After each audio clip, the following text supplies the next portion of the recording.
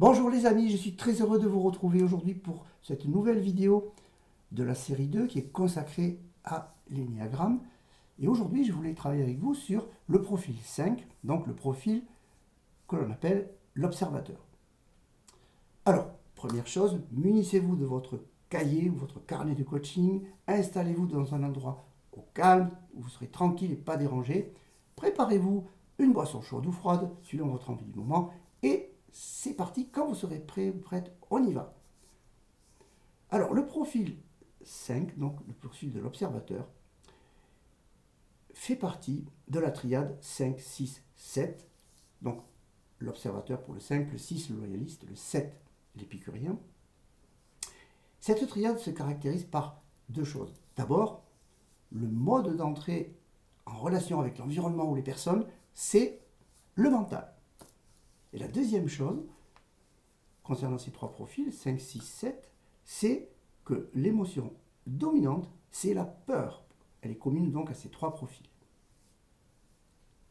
Alors, j'en profite pour faire un petit rappel sur les deux autres triades. Donc, 8, 9, 1, le protecteur, le médiateur pour le 9, le 1, perfectionniste. Cette triade-là, elle se caractérise par le fait que le mode d'entrée en relation avec l'environnement et les personnes, c'est l'instinctif, l'instinct. Et l'émotion commune à ces trois profils, 8, 9, 1, c'est la colère, qui va être exprimée dans le cas du 8, du protecteur, et intériorisée dans le cas du 9, médiateur, et le 1, perfectionniste. Et il y a là l'autre triade, donc la deuxième triade, qui est celle du 2, 3, 4, le 2 l'altruiste, le 3 le battant, le 4 le romantique. Cette triade-là, son mode d'entrée en relation avec l'environnement et les personnes, c'est l'émotionnel. Et l'émotion commune et dominante à ces trois profils, 2, 3, 4, c'est la tristesse. Voilà, c'est bon de faire ce petit rappel pour que ce soit bien clair pour vous tous. Je reviens au 5. Donc le 5, l'observateur, ce sont des personnes, les personnes qui ont ce profil, ce sont des personnes qui ont besoin, un besoin vital, d'être au calme, de pouvoir être tranquilles dans un espace où elles peuvent travailler. Ce sont des personnes qui ont besoin de comprendre le monde dans lequel elles vivent. Donc, elles sont très curieuses. Elles peuvent par exemple passer des heures à faire des recherches sur Internet sur une thématique particulière. Elles ont besoin de comprendre, cette soif de connaissance et de compréhension, d'analyse, de synthèse. Et donc pour cela, il faut être au calme. Et donc, ce sont des personnes qui ont besoin de pouvoir se retrouver seules dans un espace où elles ne seront pas dérangées. De ce fait, si vous mettez une personne de profil 5 dans un open space, vous allez créer un tsunami émotionnel chez cette personne. Elles ne peuvent pas travailler dans un open space. Et si aujourd'hui, il se trouve que vous travaillez dans un open space et que vous ne le sentez pas bien, eh bien, probablement que vous avez besoin d'être dans un bureau au calme et probablement vous avez ce profil d'observateur, profil 5. Puisque ce profil 5 a du mal dans les lieux bruyants où il y a trop de monde, et coups de téléphone, etc., etc. Ça ne veut pas dire que ce sont des personnes qui sont asociales. Au contraire, ce sont des personnes qui peuvent aller vers les autres puisqu'elles ont besoin de compréhension. Donc par exemple la psychologie, les relations humaines vont être un sujet passionnant pour ces personnes. Euh, donc l'interaction avec les autres personnes est tout à fait possible et elle a lieu. Mais ces personnes-là ont besoin de pouvoir se retrouver avec elles-mêmes. Alors, juste à côté du 5, il y a le 4, donc le romantique, qui est un profil, donc on a vu de la triade 2, 3, 4. Ce profil, c'est, on l'a déjà vu, hein, c'est un profil où, dans la même journée, c'est le grand 8 émotionnel. Up à un moment donné et down complet à un autre moment. Donc le 5, il a cette proximité avec le 4 et il peut à certains moments avoir lui-même des tsunamis émotionnels par la proximité de ce profil.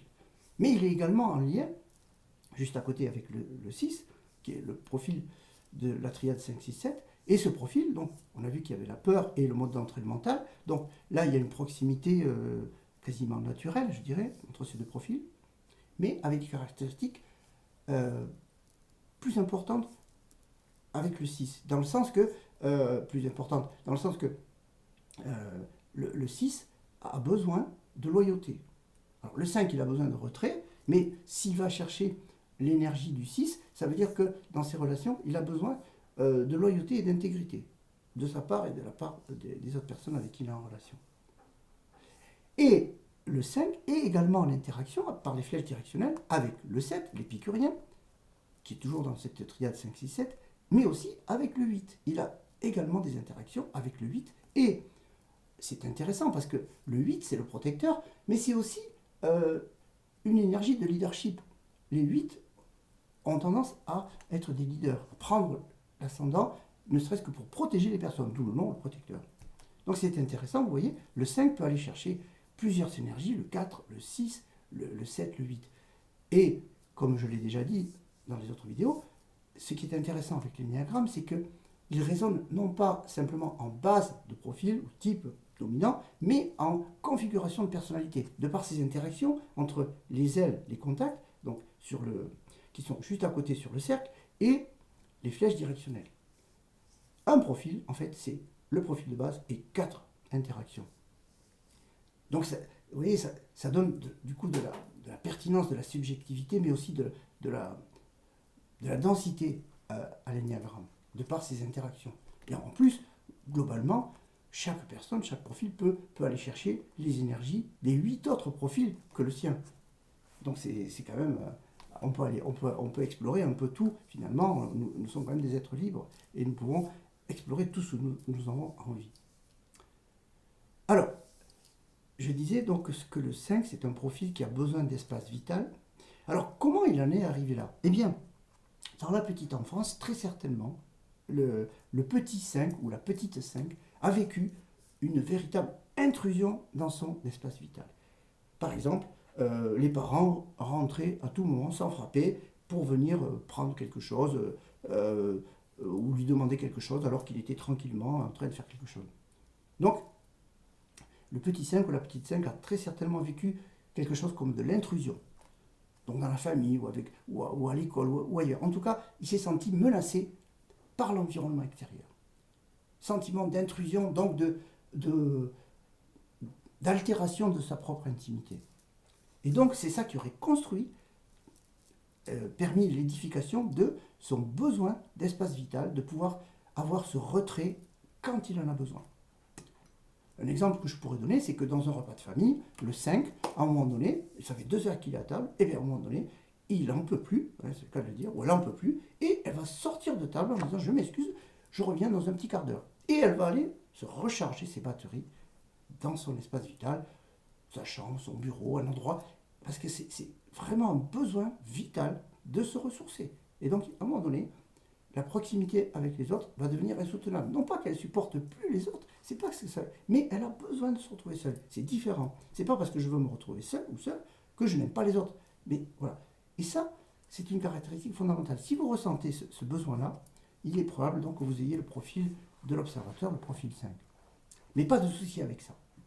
Mais c'est important d'en être conscient. Parce que si vous vous forcez à rester alors que vous ne vous sentez pas bien, eh ben vous vous faites du mal inutilement. Donc, c'est plus simple d'écouter ses besoins. Voilà. Ça, je le dis souvent à mes clients. Écoutez vos besoins. Si votre besoin, à un moment donné, c'est le repos, reposez-vous. Si votre besoin, c'est de vous isoler, isolez-vous. Pas de jugement là-dessus.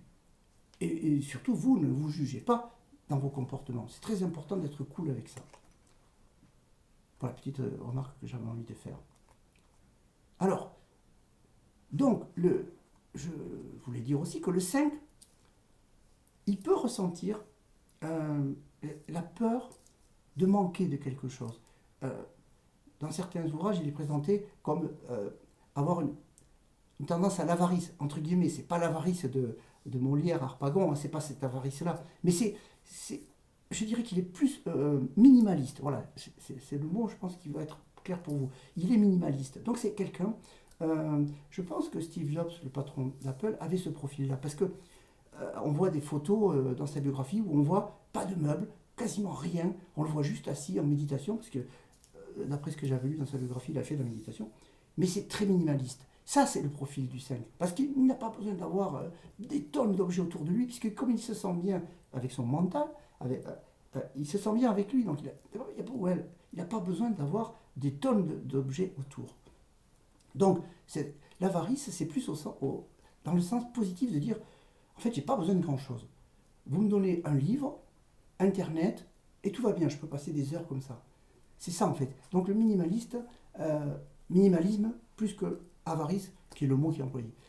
Alors, ça, c'est quand il est plutôt, on va dire, un petit peu en stress quand même. Hein. Par contre, quand il est cool, détendu, il peut être dans le détachement. Le contraire, en fait, de la peur du manque. Hein. Il va être plutôt dans le détachement, c'est-à-dire, en fait, il va pouvoir rester lui-même ou elle-même, c'est-à-dire, ok, je suis toujours quelqu'un qui analyse, qui synthétise, qui a besoin de comprendre le monde, mais je vais vers le monde parce que je vais en apprendre sur eux. Je vais par exemple m'intéresser à la psychologie, au développement personnel, aux relations humaines. Je vais comprendre le fonctionnement de mes congénères. Parce que j'ai cette soif de compréhension, je vais l'appliquer aux autres. Donc, je peux me détacher aussi de plein de choses. Et là, quand vous ressentez le détachement, c'est plutôt bon signe. Ça veut dire que si vous avez ce profil-là et que vous ressentez un détachement assez facile, eh bien, ça veut dire que vous avez bien cheminé sur votre chemin de vie et que finalement, vous êtes cool sans rechercher forcément beaucoup de choses et sans ressentir de manque particulier. Donc, vous voyez, la richesse de l'énéagramme, elle est là. C'est qu'en fait, on voit qu'un profil comme le 5 a une complexité incroyable. Et en même temps, finalement, ce qui est simple est complexe, et ce qui est complexe est simple. Enfin, c'est un peu ma vision des choses. Alors, ce que je vous invite à faire, comme à chaque fois, hein, c'est d'approfondir l'énéagramme. Parce que quand vous commencez à vous intéresser à l'énéagramme, vous allez découvrir toutes ces subtilités, toute la pertinence de ce modèle. Il y a d'autres modèles de personnalité, bien évidemment. Il y a la process communication, qui est très bien également. Il y a le MBTI, qui est inspiré de Carl Gustav Jung, qui est également très pertinent. Ne serait-ce que quand il compare les profils sur le plan extraversion ou introversion. Vous voyez, c'est un des critères du MBTI. Voilà, donc il y a d'autres profils. Alors, mais moi, je sais qu'à titre personnel, maintenant, l'énéagramme, c'est vraiment devenu le profil que je mets en avant. Alors, moi, je l'utilise comme porte d'entrée d'un accompagnement, c'est-à-dire que concrètement, quand on travaille ensemble avec un client ou une cliente, eh bien, la case 1, la première case, c'est l'énéagramme.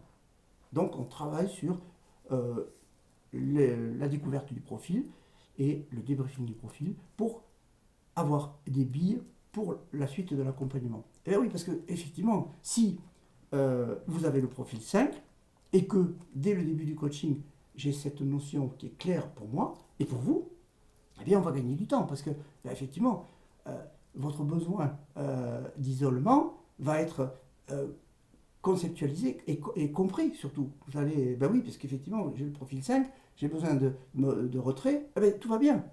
Donc du coup, ce qui pouvait éventuellement être un problème pour vous, si vous n'aviez pas la connaissance de ce profil énéagramme, eh bien, va devenir fluide et limpide, puisque, bah oui, bah ok, pas de souci, puisque j'ai ce profil-là, donc c'est ok pour moi de pouvoir me retirer sans souci.